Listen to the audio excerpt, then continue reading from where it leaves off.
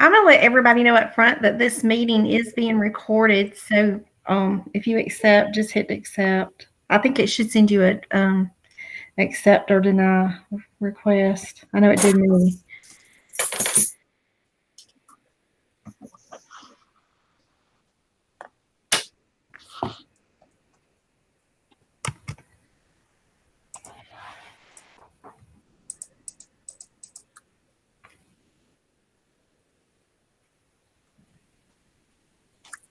It is 10 o'clock, but we will wait kind of like another minute or so because I see folks are still rolling in. And it's Friday, We'll give people a second.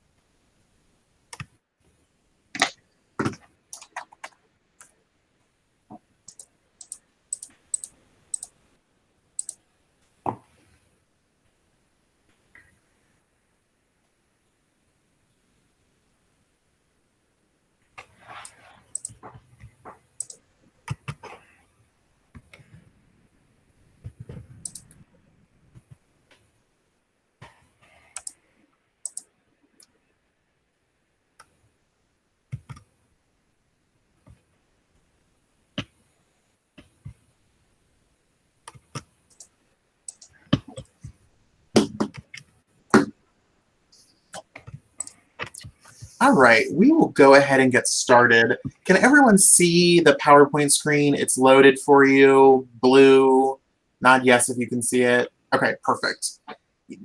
With technology these days, you never know what's going to happen. So, good morning, everybody. My name is Mark Terachuk, and I am over at the Counseling Center on the Statesboro campus. This morning, we're going to talk about being a socially just leader on campus. And during today's presentation webinar, if you can make sure you are muted, you are also welcome to turn off your camera if you want. You don't need to have it on, but that's entirely up to you. The chat box is available for you. So if you have questions or there are comments, or maybe you need like a little bit of elaboration on something, please feel free to absolutely jump in there. You are also welcome to unmute yourself and interrupt me, which is fine because I sometimes talk at light speed. So it would give me a chance to pause and like have some water, which is always helpful. I also really want to highlight that this presentation is about coming from a place of no judgment with regards to our own knowledge base, our own understanding of multiculturalism, diversity, equity, inclusion. There are a ton of terms, so there is absolutely no judgment. So if you do have a question or a comment or want clarification, there is no shame in being able to ask that or bring that up, because we're here to learn, we're here to talk about things. So if you have a question, I want to make sure that gets answered, okay? So this morning, our agenda is going to talk about social justice and discuss a lot of terminology. There's a ton of terminology that gets thrown around, that gets used. It's like almost, it's almost impossible to keep up with everything. And sometimes there might be some very, almost like splitting hairs difference between some terms, but we maybe use some in different capacities. So we're going to talk about a lot of that. We're also going to talk about some examples. We're going to talk about what it means to be a socially just leader, and then some applications to that. And then, of course, a Q&A at the end. If you have any questions, want to talk more about anything, etc. If for some reason we are coming up right on 11 o'clock and you've got to jet and get to something else, but we're still talking or we're still answering questions, please know you are welcome to leave to get to whatever you need to do next. I won't be offended. Sometimes we end on time. Sometimes Q&As can go for 30 minutes. So you do what you need to do, okay? I think when we talk about social justice, there's almost a negative connotation with it. In fact, there's even a Wikipedia page about what is a social justice warrior. And it's social, Wikipedia uses a very kind label for it, a pejorative term, but it's almost it's almost frowned upon in some ways, like, oh, that person's an SJW or that person's a social justice warrior. And it gets tossed around. And it's certainly there might be stereotypes about who is a social justice warrior or who are folks advocating for social justice. I forget what I was watching, but it was maybe about 2 months ago. And there was a comment about on a TV show or a movie about a character who like went off to a 4-year college to go get her social justice degree or her SJW degree, social justice warrior degree.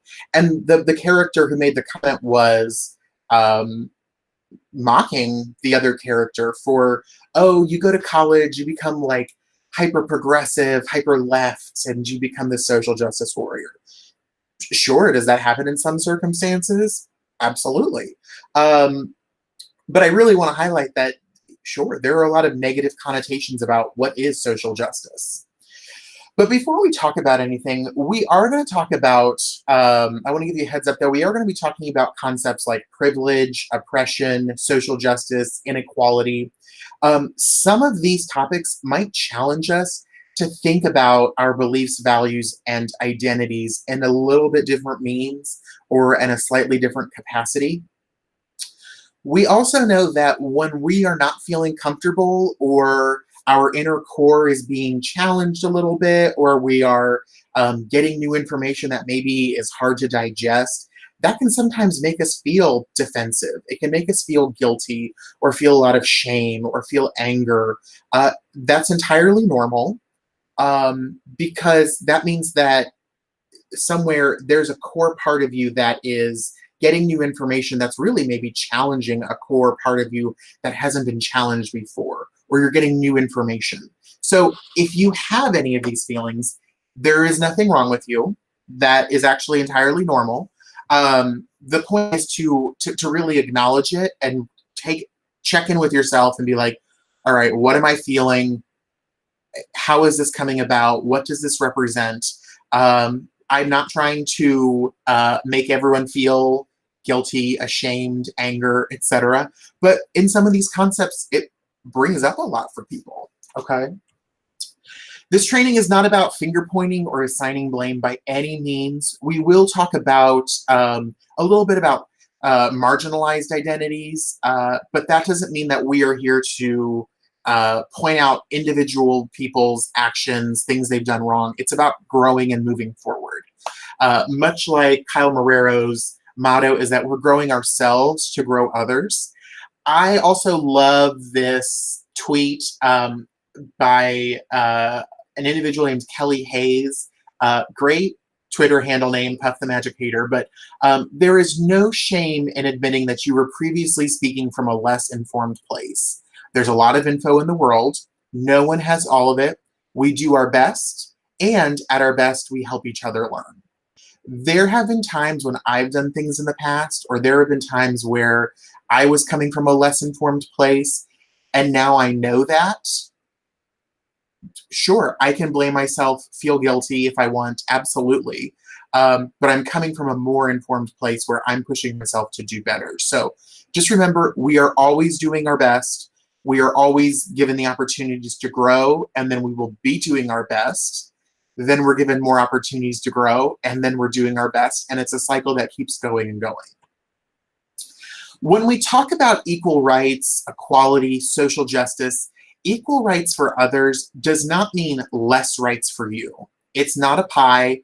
It's not a slice where only a certain amount can be divvied up. It's that everyone has the ability to have an equal life, equal opportunities.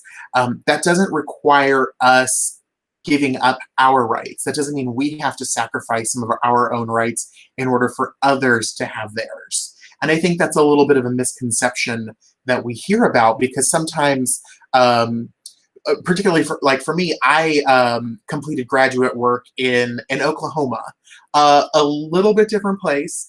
And as a therapist, I had several clients who white, male, Christian, um, with lots of majority identities, lots of privilege, who really felt like um, they were being persecuted, they were being oppressed because voices different than theirs, historically marginalized groups, were getting more. We're getting more of the spotlight, or more was being done to support them, and some of those individuals felt like, well, I'm losing out on things. And that's not true. That's not the case. It's that certain majority groups no longer maybe have the sole monopoly on the conversation, or the sole monopoly on how things are done. It's that we are now elevating everyone to have equal opportunities and equality. It's not a scale where it's certain people. So equal rights for others doesn't mean less for you or less for me. It's not pie. There's an infinite amount of pie. We all can have as much pie as we want. And there's my graphic of pie. So when it comes to talking about diversity, inclusion, equity, social justice, there's sort of three levels that we're going to be, there are three levels involved.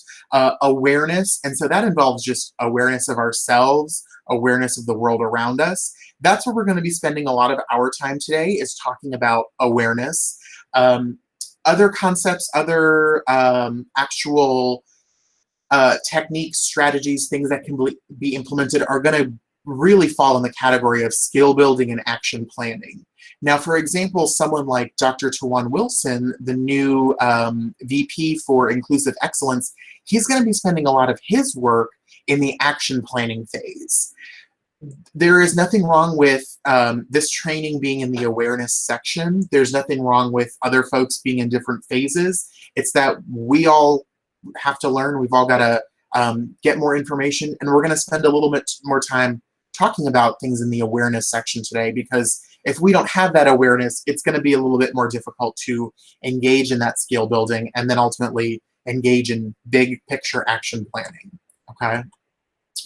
So we value differences in the world, and that can be differences in thought, that can be differences in appearance, that can be differences in things like art, music, leadership styles, etc. We value differences, yet differences often create opportunities for inequality. And so, for example, when a majority group, and I'm going to use the terms majority, sometimes the opposite of that is considered a minority. Now, when we talk about the term minority, that does not mean that that group is lesser by any means. We're also not necessarily saying that that group is lesser in numbers. So women are often seen as a minority group compared to men. Men are seen as the majority. But actually, there's a slightly higher percentage of women in the United States than men. So we'll talk about majority groups. I personally try to say a marginalized group as opposed to a minority group, because I don't want minority to come across as like that group is lesser. So inequality comes about because a majority group in some way is marginalizing another identity or marginalizing another group. Oppression targets specific groups through unjust use of power. So oppression can be very, very obvious. So if we think about in the United States, slavery, that is a clear obvious form of oppression, right? Maybe there are less subtle ways of oppression toward individuals marginalized because of their race or ethnic identity, such as like maybe Jim Crow laws. Those were still in effect and still had very devastating harm, but they're perhaps not as like physically violent, but they still have impact on things. Well, then we also have maybe other forms that are a little bit more surreptitious or not as obvious, such as there's been a lot of research done on how we judge hiring applicants or applicants in a hiring pool based on their name. So if we gave everyone the name Jane Doe, we would do a better job of being able to evaluate and identify who would be the best candidate. But if someone has a name that we might consider perhaps less typically white or typically American, and perhaps more such as like an ethically diverse name, we a lot of times have seen research show that we think less of those individuals with a perhaps more black sounding name or perhaps a more non-white sounding name. So there can be various forms of oppression. Privilege is when one group has something of value that is denied to others simply because of the group they belong to. So I, as a white man, absolutely have privilege. I have the privilege where maybe I get the benefit of the doubt while if I get pulled over for speeding, like if anyone's ever heard of the term DWB, driving while black, like individuals who are not white are typically pulled over at a higher rate or aren't given the opportunity to talk themselves out of a ticket. So I have that privilege. And that's just one instance. And there's a ton of privilege, particularly in the United States. Individuals who identify as Christian have a little bit more privilege than individuals who identify as part of a different religion, perhaps Islam, or they identify as Jewish. Those are certainly groups of folks with not as much privilege. And so the privilege comes about by, well, our Christian holidays are built into the federal calendar, such as we always get Christmas off, or we always get Thanksgiving off, but we don't get days off for Ramadan, or we don't get days off for Rosh Hashanah, or days off for Kwanzaa. So those would be some examples of some privilege. So it's not necessarily that we have done anything to earn them. It's just that we get those because of some of our identities. Oppression and privilege can show up in the daily details of our lives. Absolutely. Sometimes they are very, very obvious. So an extreme form of oppression is the murder of Ahmaud Arbery over in Brunswick. That is a very clear form of oppression where he, and if you're not aware of the case, he's a man who was running and was out for a jog and was followed by two white men, and they followed him, tracked him down, and shot him and murdered him. So that's a form of oppression. A form of privilege would be that as a white man, I can run through a neighborhood and nobody's going to probably come after me with a gun. I'm also a terrible runner, so that would never happen. But that's an example of that, is that I have that privilege of the benefit of the doubt. So these things can show up in our everyday lives. Or maybe I can walk around campus and at night, and I, as a man, I have the privilege of not having to worry about my own personal safety as much, as opposed to perhaps someone who identifies as a woman. They maybe have to think more about being assaulted or being attacked. So oppression and privilege shows up in a variety of capacities. The ones we've talked about are probably some of the more clear-cut and obvious ones. And I think those can be the ones that, while unfortunately they exist and happen, are some of the examples that we're able to think about and utilize in understanding some of these terminologies, instead of really starting with perhaps some of the smaller details or smaller instances that maybe people don't experience or aren't aware of. So we're going to talk about some just examples here. Native American Health Center asked for COVID-19 supplies. They got body bags instead. That's pretty horrific. What would be the issue here? The issue that if a predominantly white health center asked for COVID-19 supplies, they would probably get it. But the form of oppression here is, first of all, the way that the United States has treated individuals who are American Indians, Native Americans, indigenous to the United States, horrifically. Like, we don't even always talk about it in our history, but the sheer amount of murder and genocide that occurred toward Native American groups is catastrophically horrific. Yet we have Andrew Jackson on our $20 bill. Andrew Jackson was almost a maniacal sociopath in his desire to kill Indians. If you ever want to read a book, a great book, unfortunately a great book, is An Indigenous People's History of the United States. I actually had to like stop reading it several times because there was so much information that I was like, oh my gosh, we don't talk about this in school. But in this instance of the health center getting body bags instead, that right there is a form of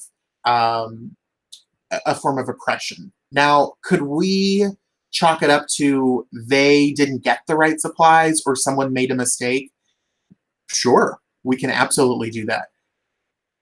And at the same time, we also have to remember that historically, individuals of Native American communities have been historically marginalized and treated very, very poorly. If you pay attention into the news, some Native Americans communities have some of the highest COVID-19 infection rates, but have some of the lowest testing rates and treatment rates. We talked about Ahmaud Arbery. The issue here is that Black men running through a neighborhood on a jog are tracked, hunted down, and murdered and executed. And then the news almost looks for reasons to justify why this happened. So they looked at, okay, well, did he have previous convictions or previous incidents of breaking and entering? They look for reasons to justify why it happened. Now, if that was me and I was running down the street and was murdered, there would be huge outrage and no one would be looking for those reasons. Or they would be like, well, yeah, Mark did rob that one house or home a while back, but that doesn't matter. That was so long ago. There's a very, very clear difference. And that's an example of oppression. It's an example of privilege that he doesn't have. And unfortunately, it cost him his life. Another example is equal pay. Historically, women have made less than men, and particularly Black women, women of color, women who are marginalized because of their non-white skin color, make less money than a man, than a white male for the same job. They might have the same responsibilities, the exact same, but they're making less. Right there, that is a form of oppression, and that's sort of weaved in and rooted into our society. An example of privilege would be like, I don't have to worry about that. I'm probably going to be paid what I should be paid instead of having to advocate and negotiate for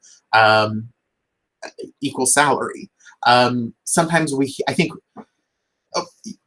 before I even share this example, sometimes we do need to recognize that Hollywood is a little bit of a bubble and perhaps not as connected to the real world. But I don't know if anyone remembers a couple of years ago, there was this movie with Mark Wahlberg and Michelle Williams. And it was the one that Kevin Spacey was in that they fired him from and edited him out of it. But they had to do some reshoots. Well, Mark Wahlberg got $1.5 million for his time for doing the reshoots, meaning he had to come back to set months later. I don't even know how many weeks they were there, how many days they were there, but he got paid $1.5 million. Michelle Williams got, I believe, like the per diem rate of like $80 a day. There's an example right there of a very clear example. Now, is Mark Wahlberg perhaps much more known than Michelle Williams? Sure, but Michelle Williams is also was also a little bit more of a main character. She's a critically acclaimed actress, and it wasn't even about screen time. Like there was a clear difference in how they get paid. So, again, we do need to remember that it's Hollywood. These folks are making a lot more than I certainly do. The book burning on campus. Yes, a very controversial situation, and I'm not here to stir controversy about it, but if we remember, this was back in the fall when a author had her book as part of the first year curriculum.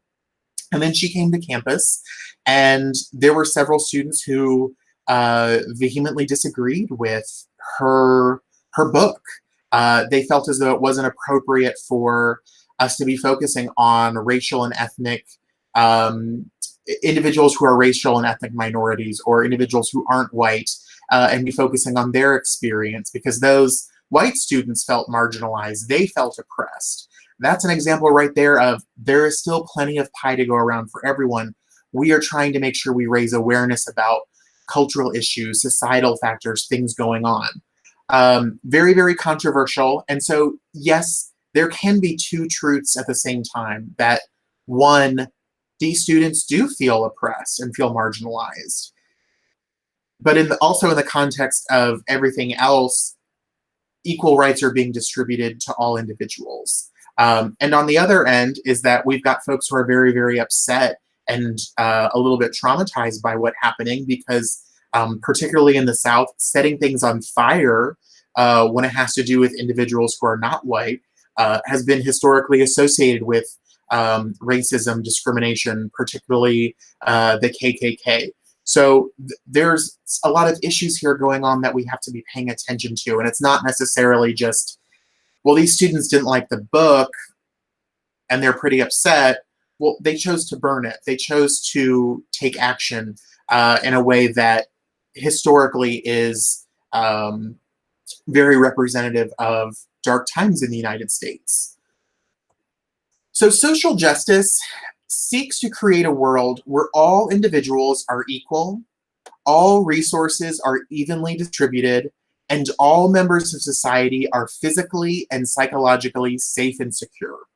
Now, I'm not here to say that all resources are evenly distributed in terms of like socialism or Marxism, which is very much a debate in the country right now, but it's all resources are evenly distributed. That would go back to talking about the Native American health incident, where those resources are being evenly distributed. Or we were hearing about a lot of famous people or celebrities being tested for COVID-19 before it was even available for some healthcare workers or people who are in really important essential jobs. Like, I think there was some occurrences where entire NBA teams were being tested before nurses, physicians, doctors were being tested.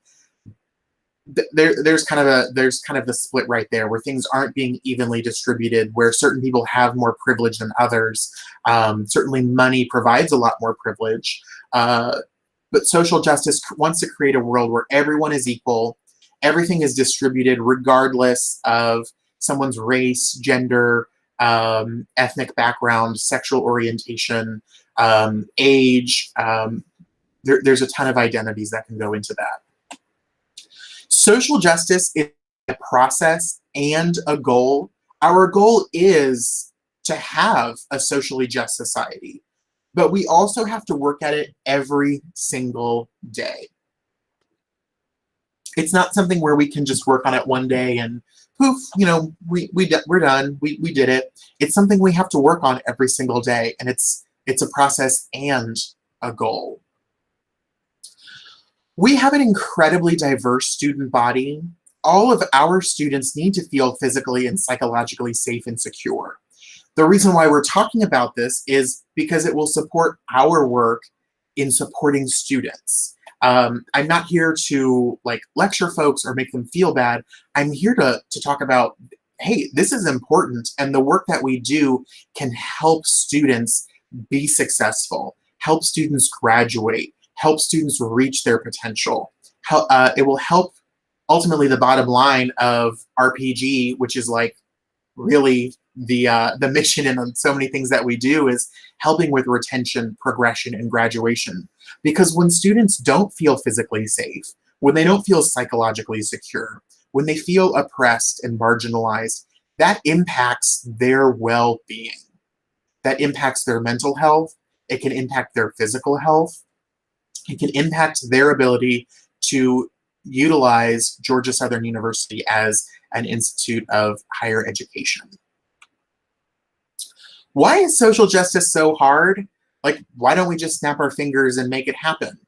Well, we all have our own comfort zones. I have my own comfort zones.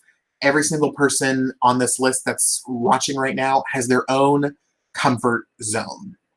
New information pushes us a little bit to the edge of our comfort zones. And that can be really hard for some of us. Because if I have grown up my entire life believing that the sky is blue, and suddenly I find out it's not, that's going to be really jarring to me. But also sometimes the way that we've constructed society in our minds and belief society to be in the form that we are familiar with and used to, it can be really hard to challenge that. It can be really hard to address that. So new information pushes us to our comfort zone. And also it can be really hard for us to say like, yeah, I do have privilege, or maybe I don't directly oppress someone, but my silence or my inaction is actually still contributing to the oppression of others. Those can be really, really hard things to hear. I'm not going to lie. They're very difficult to hear. And so if you're having a reaction to things that we're talking about, know that it's because of this. We're getting new information. We're having to evaluate the world around us and what we know. Sometimes we resist new information if we get too close to the edge. That can be really hard. I think about a classic example of, back in the day, folks thought that the sun revolved around the earth or that the earth was flat. Well, folks didn't really like some new information about that. So we, in a way, kind of murdered scientists. We executed people. We prevented them from sharing their work. That would be a very, very clear example of we're resisting new information, okay? Yet being on the edge or being outside of our comfort zone allows us to take in new information, allows us to stretch our perspective, stretch our awareness, and learn a little bit more. But this has to be a continual process that happens all the time. We have to continually be growing. We have to continually be learning and figuring out new things, because then that means we're going to have to start challenging things that we assume are the norm or things that we know as a quote, a fact, which again can be another issue of it makes us be outside of our comfort zone. And when we're at the edge of our comfort zone, we might feel annoyed, angry, anxious, confused, defensive. There are plenty of times where we maybe see people who are having conversations, privilege, oppression, and they become very defensive. Maybe they don't believe it. Maybe it's cutting too close to home. Maybe they don't want to believe it. Maybe they're not willing to evaluate things. There can be a lot of things that go on, a lot of things that happen. But this is just kind of a basis of why it's hard, is it requires us to grow. It requires us to think outside the box and learn new things about society, which we maybe aren't aware of. Oppression comes from socialization in a system of beliefs that mask injustice and promote rationales. Example, with the death of Mr. Arbery, folks are looking for reasons why he deserved to die or why it was okay for him to be murdered. They're going back and looking, well, 3 years ago, there was this incident where he possibly did X, Y, and Z, or the two men that killed him, they had heard rumors that someone was breaking into houses. Well, it was during the daytime. Do people break into houses during the daytime? Sure, that happens. But we look for rationales. We try and find ways to rationale our kind of twisted logic in order to support this, because that's how we were raised and that's how society continues to function. A lot of times it's not an active process. It's not like we're all sitting around a conference table room and we're like, this is how we're going to go about it. Let's blame this or try and deflect through this. Sometimes it's so subconscious and unconscious that we don't even know that we're doing it. So sometimes it can come from the way we were raised by our family, the way that we're spend time with our friends, like, for example, locker room talk, comes very much from the people we spend time with. I was never given a pamphlet of, hey, when you are in a locker room, this is how you talk. No, when you go to a locker room, you hear these things and you're like, that's the norm. We can also have it from our neighbors, hear it from people around us. What we learn from others absolutely makes a difference. Institutions can have an impact on us, schools, churches, governments, the way that things are taught, certain curriculums. We teach curriculums about the pilgrims come over and they share a fabulous meal with Native Americans, and then the Native Americans decide to move so that white people can have the land, and, all's well with the world. Well, that's not exactly the narrative that happened. That's not what actually happens in history. So sometimes we get some of these influences, some of these things happen. Sometimes it comes from our government as well. So what is taught, like I mentioned, the Native Americans can have a huge impact, because then we have to kind of unlearn a lot of things. Society and culture also does this: media, language, music, books. The hero is always a white man, and the villain is always a person of color, or a woman has to always be saved, like the damsel in distress. Those are things that are reinforcing oppression in a way. So how are certain groups depicted in media? How are they depicted in books? Are they depicted accurately? Are they depicted correctly? Or is there a lot of unhealthy flavor in how they're being depicted? Power is what dominant groups have and can, it's supposed to be assert, not asset, assert over subordinate groups. So for example, men set standards for beauty. Beauty is, and this has recently been a lot about, there's been a lot of campaigns for women to define what is beauty, or for them to define their own beauty. But historically, men have set the standards for beauty. Or laws that don't recognize same-sex marriage. That's a majority group, heterosexual individuals asserting power for a marginalized group. Glass ceilings can also be a form of power, where women aren't able to rise in rank or rise in position. They're really hitting that glass ceiling. And again, we talked about privilege as an unearned benefit. We talked about the holiday season. The color of Band-Aids. That might sound silly, but the color of Band-Aids, if I go to the store, they match my skin tone, because that's seen as the default skin tone. Or never thinking about curbs and ramps. I personally don't have to think about those, because I have the ability to use my legs, and it's not a problem. I don't have to think about curbs, ramps, elevators. The multicultural hair section of the store. That's literally what it says. It will say multicultural hair, as in all the other sections, all the other aisles are for white people, but this specific hair section is for multicultural hair, which is what they will call it, as opposed to just, why is this not just the hair section, the hair product section? And so as we think about power and privilege, some of these things appear in gender identity, race, ethnicity, sexual orientation, religion, social class, age, ability. These are the pretty major ones. This is just a brief matrix of oppression. So if we think about social identity categories, it talks about a privileged social group. So for example, white people. Then there's kind of those folks who are in the borderline social group, such as biracial individuals who might be white and another ethnicity or another race. And then there are targeted social groups, such as individuals who are Asian, Black, Latino, Latinx, Native Americans. And so it goes through and talks about sex, gender, sexual orientation. For example, heterosexual people are the privileged groups. Bisexual or pansexual individuals are the border social group because they have the capability of, or part of their sexual orientation involves, to some degree, attraction to members of the opposite sex. And so that part right there is acceptable. But then it comes to lesbians, gay men, people who are not heterosexual would be targeted social groups.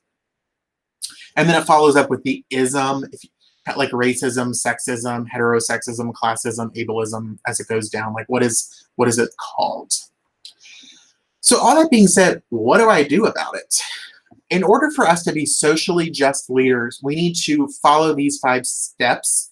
And they are very fluid and they are very nebulous. There's not always necessarily a checklist of things to do, but there are things to be aware of and areas we should focus on for growth. So engaging in self-understanding. First of all, we need to have an appreciation for all human life. When we have that appreciation for it, then we truly can evaluate our own understanding. We can evaluate our own biases. We can pursue personal growth. We need to understand our values, how we've developed, and our existence within the context of culture, history, time, place. We need to really begin to think about how did we learn something or how did this come about? Being able to have awareness about what's going on within our own internal system is very, very essential, very important. We need to value the perspective of others. We need to listen compassionately to alternative experiences. We need to acknowledge that the possibility of multiple truths and diverse perspectives can coexist. For example, it's possible for me to absolutely believe what I believe. And at the same time, I might not know differently, and then I hear about a different perspective, and I have to acknowledge that that is also a possible truth. Like 2 things can exist at the same time. But I need to really evaluate, how do I know what is true? How do I have to maintain an appreciation for all life? That's going to be a common one that we'll hear. Maintaining an appreciation for all life. And continual recognition that marginalization is real.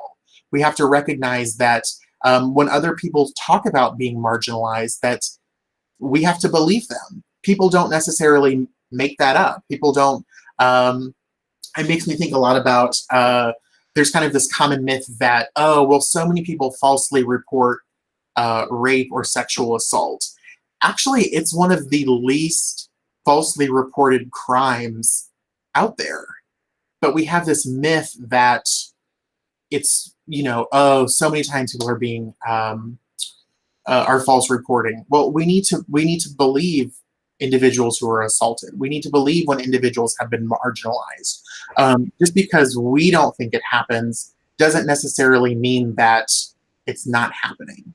Hi, Mark. I want to interrupt just a minute. We have a question about slowing down the transition on the slides. Would that be possible? Yes, absolutely. I also want to make sure we get through everything, and I'm also happy to send this to anybody who would like this as well. So I do recognize that we're at 10:44 already, so I want to make sure we get through everything and leave some time for some questions. But I'm always happy to send this out to anybody, and also happy to always chat more about this if people have other questions. Thank you for that comment, Julie.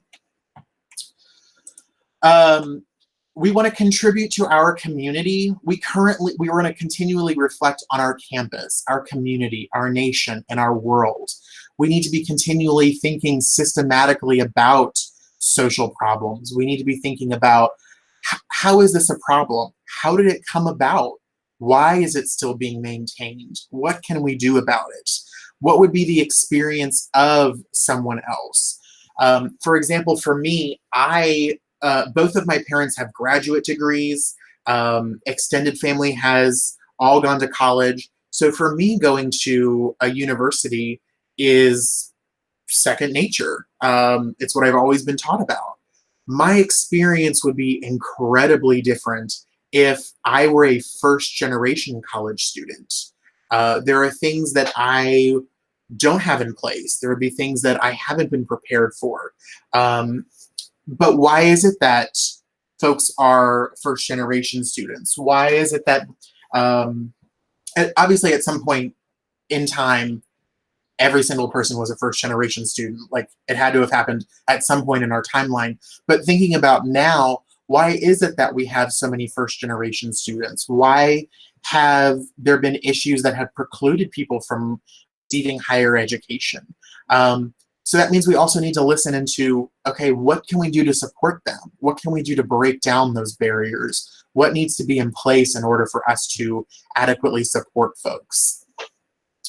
We want to continually evaluate truth and how it is formed. I know that sounds kind of silly because, like, well, isn't truth the truth? Yes. But if we've learned anything, regardless of your political stance, if we've learned anything in the past couple of years, we know that truth is different for some people. We do know that gravity is real. We do know that the sun will come up every single day.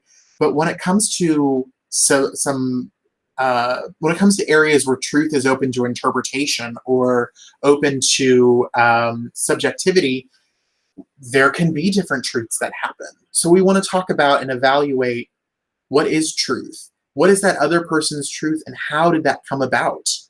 And always listening to others without being defensive. Just because someone is sharing their truth with us and their experience doesn't mean that we are immediately wrong. Maybe through conversation we realize, okay, perhaps we weren't exactly right. But at the same time, we also need to be listening.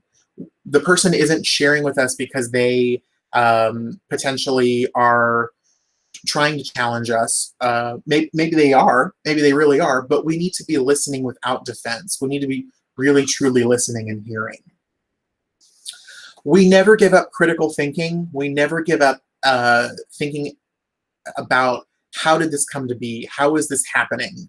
We want to have a continual pursuit of historical and textual knowledge regarding our own identities. That's reading, that's hearing from other people, that's learning about our own culture, our own backgrounds, how our identity was formed, and the identities that we are not familiar with. If there's something we don't know, let's find out. Now, it's not the job of someone who is different than you to have to explain or share or provide that information to you. You are always welcome to ask if it can be in a very compassionate and curious stance. So, for example, if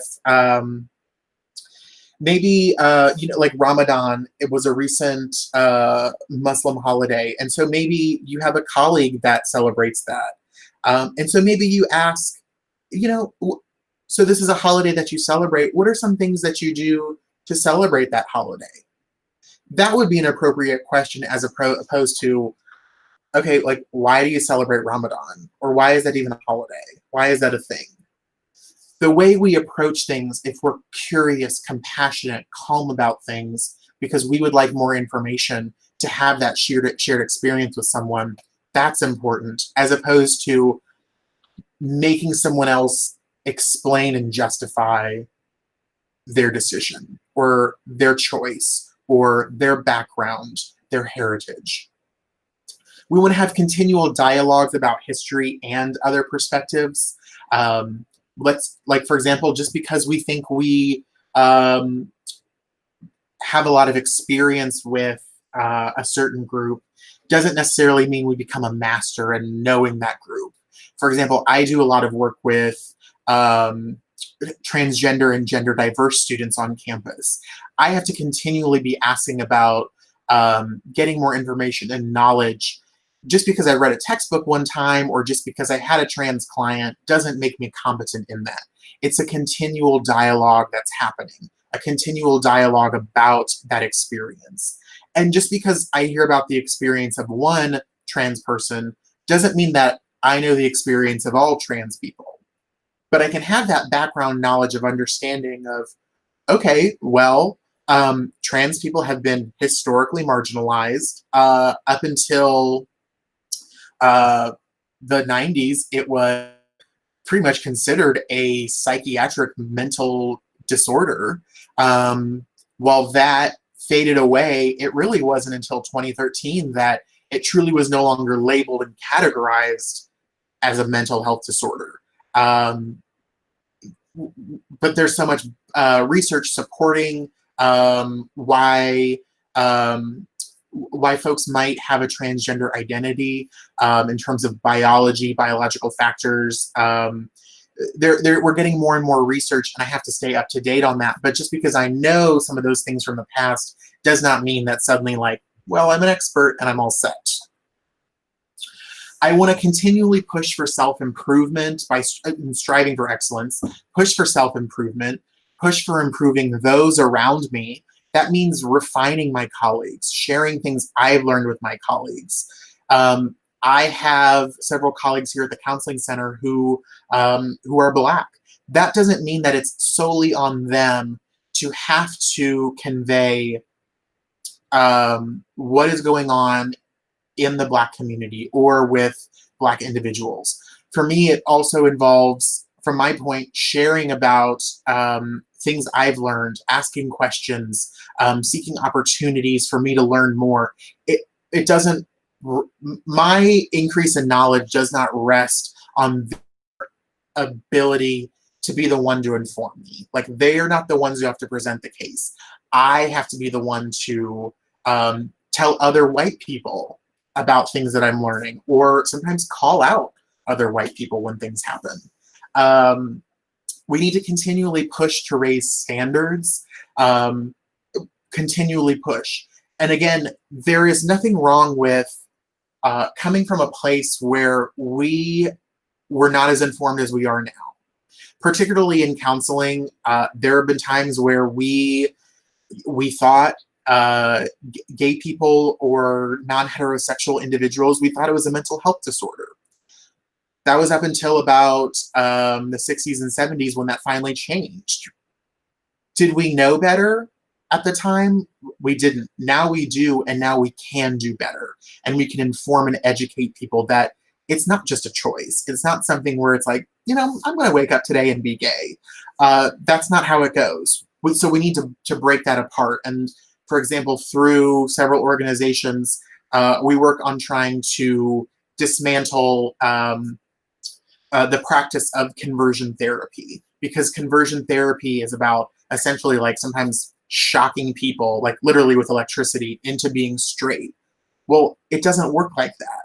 So now that we know better, we are doing things to correct and doing things to adjust. Our words should inspire others to create a society that is psychologically and physically safe and secure for others. Our actions should do that as well. And we should never give up on seeking answers to society's questions. How is this impacting a marginalized group? Or how might a marginalized group feel about this practice? For example, I used to work at a agency that had a lot of photos of they were in black and white, and they were photos of a family of 4, and it was just designed to be, you know, art on the wall so that it filled space. Well, all of the pictures were of white people, and all of the pictures were of a father and a mother and their daughter and son. Might seem harmless, but to some folks, that's not what their family looks like. That could even be that doesn't look like, not everyone has 2 parents. Not everyone's raised by their biological parents. Not every person has a white family. Not every person has a mom and a dad. So we need to be evaluating some of these things and thinking, how would this come about? How would this how would this possibly impact a group? And if we don't know, we can ask others, we can do research, but we never give up on finding the answers to those questions, because those questions are going to perpetually and eternally come up. So in thinking about where am I in this process, diversity is really the first process of, or the first part of looking at like, hey, there's a lot of different types of people here. And we generally are able to recognize that, like, there's perhaps a lot of young people and old people, men and women. There are a lot of white people. There are a lot of people who aren't white, such as there are black people. There's someone who maybe utilizes a wheelchair. We can see diversity. Part of the next step is identity development, understanding more about ourselves and our identities and our privileges, so that we can begin understanding more about others. Now, this isn't necessarily a linear process. We can engage in our own identity development as we engage in multicultural competence, because some of those things might bring up questions about, as we're asking questions about ourselves, they might bring up questions about other people as well, or other identities. We have to begin to understand the differences between groups and what those differences are like. How did those differences come about? Why is it that we treat people differently based on the color of their skin, but we don't treat people differently based on whether or not they have freckles or don't have freckles? Sounds silly and stupid, but at the same time, I've got freckles. Freckles make part of my skin a different color. But isn't racism about the color of skin? So as we think about some of these things, what are the social, historical pieces involved in that? And I know that sounds like a really silly example, like, well, those are just freckles, they're fine. But how is that different? How is my ability to be someone with freckles and small pieces of my skin different color than white skin? How do I get away with that? How am I in the privileged and non-oppressed group?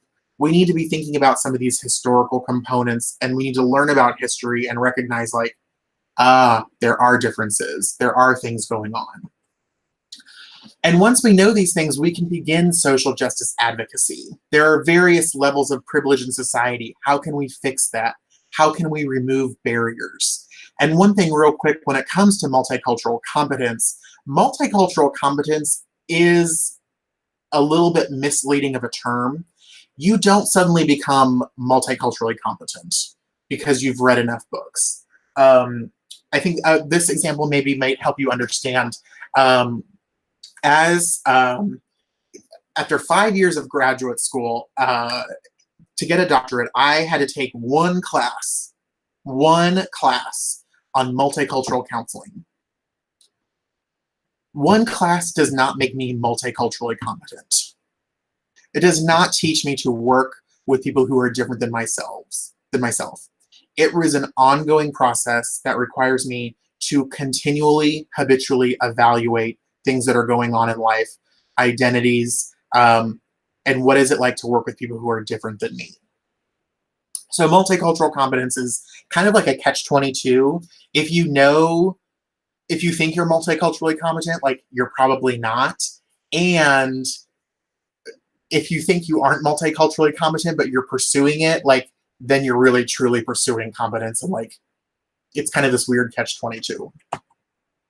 So some needs for moving forward are, like I've said, talking about awareness, being aware of your own internal biases. How can we improve these? How can we figure out skills that we need to navigate relationships and communicate about these issues? Having knowledge of other cultures and groups and their experiences. How can we gain more knowledge? And breaking these down, awareness would, for example, would be like, what were we taught about racism? What were we not taught about racism? What beliefs do I have regarding other groups? I need to be more conscious about the world around me, so I'm seeing these patterns happen. I'm seeing these occur. Knowledge would be understanding how various groups are marginalized. So, for example, just because slavery is ended doesn't mean that Black people are no longer marginalized. What are the long-standing implications of slavery in our society? I think that's a very, very clear example. Evaluating historical and social contexts. Sometimes we have to relearn the truth about what we've been taught. Sometimes that means we have to really be like, well, I was taught this and it was not actually correct. Identify macroaggressions, or just like what are aggressions towards other people. Identifying microaggressions, which can be, for example, if I think maybe like a common one that we hear from Black women is when individuals ask to like touch their hair. That's a microaggression. Inappropriate. I would never go up to someone else and be like, can I touch your hair? But for some reason, there are times when people want to touch the hair of Black women because they feel like, oh, it's exotic or it's different or something. But that's a form of a microaggression. And so we need to evaluate how are we still perpetuating some of these isms like racism, sexism, heterosexism, ageism in society. Our skills are, we need to be able to name situations as oppressive, or for example, name a situation as racist. We need to be able to have conversations about these things. These are hard conversations. These can be awkward to talk about, absolutely. Sometimes we need to be able to have conversations about them and not be defensive. Do we even know how to have a conversation about oppressive practices, or if something we're doing is marginalizing folks? It's hard to do, and people get uncomfortable. So it's a way, a kind of a finesse of learning how to talk to others about issues. Evaluating the need for change. What can we do differently? How can we make something different? What can we do better? How can we improve this for all people? And then advocating for that change. Maybe you're in a position where you really truly can bring about that change because you're a director or the boss. Maybe you can't because you're not in that position. So how can you advocate and work with others higher up in the chain of command? How can we go about making that happen where we can get change to happen? Catching ourselves. Sometimes we need to catch ourselves. I think if we do something and we're like, oh my gosh, crap, that shouldn't have done that. It's okay. It's not the end of the world. The fact that you catch yourself and recognize you did wrong is a good sign. It's a very good sign. Okay. Can we still do better? Absolutely. But sometimes catching ourselves, thinking through things, kind of being like, whoa, hold your horses. Okay, what do I need to do differently? That's also a skill we need to be aware of. Asking others how you can support them. If there's someone who is of a marginalized identity and you're not sure what to do, you can always ask them. You need to have a lot of finesse with that. You don't want to go up to someone and be like, so you're a lesbian, what should we do about that? Or how can we make your life easier? No, that's not how it is. But if there's a situation where maybe there's an issue going on, you can ask that person and say, I'm just curious, what can I do to support you? What can I do to help you in this process? Or what can I do to advocate on your behalf? Asking very open, honest, sincere questions is important. So here's we're almost at the end, I swear. Taking our awareness, knowledge, and skills to a situation like the Black Lives Matter movement.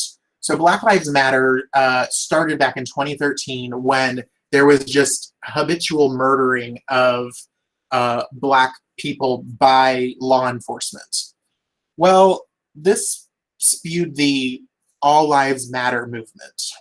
Black Lives Matter, when we talk about it and think about it and using our awareness, knowledge, and skills, Black Lives Matter is not saying that only Black Lives Matter. And that's kind of the mission of All Lives Matter, is to be like, no, but all people are important. Well, Black Lives Matter is not about excluding. Black Lives Matter is to highlight the egregious crimes against Black people that are happening. In saying that Black Lives Matter, we really want to say that Yeah, all lives do matter. However, we're noticing that Black people are being murdered at a disproportionate rate by police or by other people, and it's not happening elsewhere. We need to do something about this. And so, in using our awareness, we can understand the historical, using our awareness and knowledge, we can understand the historical implications, how this has come to be, our own biases, our own awareness. We can recognize the history, the context, the societal problem. It's not an issue when we see people with bumper stickers that say, support our troops. Why are the All Lives Matter people not saying, well, support all lives? Well, it's because we want to support our troops. We are identifying a specific group that needs support. But it's not an issue because when we think of our troops, we assume that they are white. Or when we think about Black Lives Matter, we really recognize that it is about Black people, and that's when our subtle racism comes out. Okay. Or if someone says, like, my child is an honor student at such and such elementary, well, you don't see people complaining like, well, really all students have honor. No, we just don't see that. That doesn't happen. So knowing our awareness and knowledge, we can say that Black Lives Matter is about all lives matter, and it's about recognizing the horrific crimes that are occurring. We can use our skills to educate people on this. We can use our skills to advocate for the movement. We can use our skills to bring awareness to the ongoing crimes against Black people. We can use our skills to be able to talk to folks about why, yes, all lives do matter. And in saying all lives matter, we need to say that Black lives matter.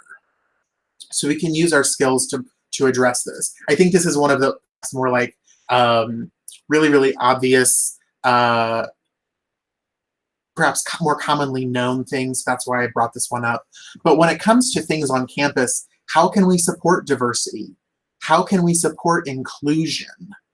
Diversity just means that there's a lot of different people. And that's what we want, because when there is diversity, there's diversity of thought, diversity of perspectives. But we also want to make sure that those opinions are being brought to the table, all of them. That would be inclusion. How can we support all students? Again, no one is to blame, but how can we find opportunities for change, find opportunities to support students? How can we use our own personal power to support folks? And this is going to look different for every single person based on where they're at in their job. Are they faculty? Are they staff? Are they a director? Do they work in perhaps a smaller office? Like, whatever their job might be, it's going to look different for all people across campus. But continually be thinking about, how can I support all students? What do I need to know about myself, the world around me, the practices that we engage in to continue to support all students? This is not to say that I've got a secret list of people on campus or organizations on campus that I know can do better. No, I'm not here to point fingers. I'm here to continually remind us that we can push ourselves, myself included. Absolutely, myself included. I would be the first one to say, I need to do all of these things and I need to continually do them better. Just because I'm presenting on it doesn't mean that I'm a master and I've achieved it all and I never need to do anything ever again. No, it is an ongoing process, and it's going to be every single day for me. And hopefully it can be an ongoing process for you so that we can support students. We can make students feel physically and psychologically safe and secure. I'm out of breath. I'm 10 minutes over. Well, technically 20. I try to save 10 minutes for Q&A. Again, if you have to go, or some folks have already had to leave, please feel free to exit and get what you need to go do. I'm sorry that this went at light speed. I am happy to send this presentation to whoever would like it. I'm happy to chat with folks. If you want to send me an email, absolutely. You are also welcome to stick around if you have questions, want to talk through something. Please, that's what I'm here for. So I really, really thank you all for being here. And again, if this brought something up for you, made you feel any sort of feelings, it's okay. Just evaluate, where is that coming from? I'm not here to yell at you or make you feel bad, but be thinking about, why am I feeling this way? Or what sorts of things are coming up for me, and how are those coming up for me? So that we can all engage in reflection and support our campus, support our Statesboro community, Armstrong community, Hinesville community, Georgia, the US, the whole world. Okay. So if you have questions, please feel free to pop those into the chat box, or you can always send me an email. Again, Cynthia mentioned that you can get a badge for attending today's workshop. The information for that the link is available in the chat box. This is one of those presentations where you should be able to get, is it PPE credit? I believe so. Check the Center for Teaching Excellence website. It has more information than I do. Don't quote me on those things, but check the website. I think you're right, Mark. I think it is PPE, professional and personal development. I think it might not be PPE. That has to do with protective equipment. It's so much coronavirus. It is not PPE. I can't even keep track of acronyms. I'm sorry. It's, yes, personal, professional development. I can tell you it's not the technology one, and it's not the other one. It's not. Yeah, PPE. It's Friday. It's Friday. It is. I'm tired. Yeah.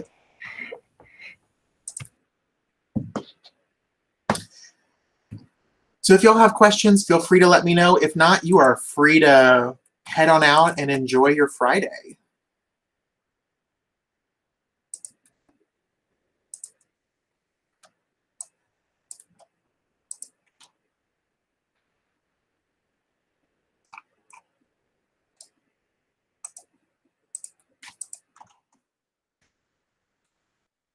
And Cynthia, do you have a list of everyone who was here? Like, you have their registration information?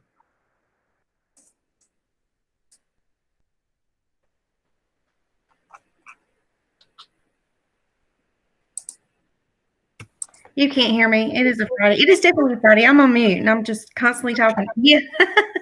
It is. I do have a list, Mark, and I will forward you that list. Okay. Just because pretty much everybody has asked for a copy of the presentation. So instead of just me copying and pasting, I can just send it to everyone who is in attendance to make it easier. Amber, you are right. I need more coffee. I brought mine and I still need more. All right. Thanks, Mark. Thank you so much, everybody. Did I hear my name as I was leaving? Yeah. Yeah, yeah, you're right. I need more coffee. So thank y'all so much. Thank you for being here. Have a good long weekend. Hi, Mark. This is Alicia. I have a question for you. Hi, Alicia. What are our next steps once we have a better understanding of the definitions and terms? So what can we do as individuals to move forward and also on our campus? I think that's a fantastic question. The answer is going to be, and you might not like this one, the answer is going to be, it depends. We all have different responsibilities on campus. We all have different spheres of influence. Once we are able to evaluate ourselves, evaluate our own awareness, evaluate our situations, it's up to us to find situations where change is needed. And sometimes that means we talk about it as a staff or a department or a group. Maybe that means we have a conversation with people. Maybe that means we evaluate current practices, initiatives. It be very, very specific to where you are at. But I think once we, let me pull up one of the slides real fast.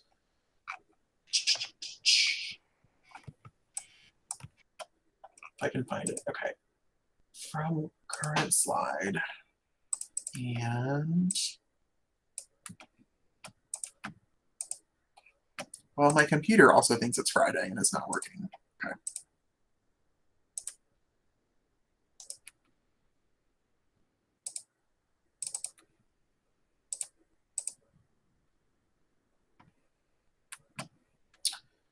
Alicia, can you see that, the slide?